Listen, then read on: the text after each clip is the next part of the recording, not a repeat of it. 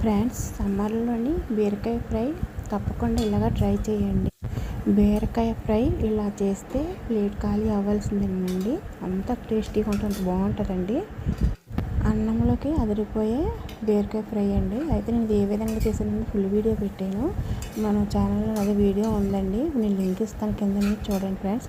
అలాగే ఇప్పుడు ఈ ఫ్రై అండి ఒక పొడేసి చేశాను అనమాట, ఒక మసాలా వేసి.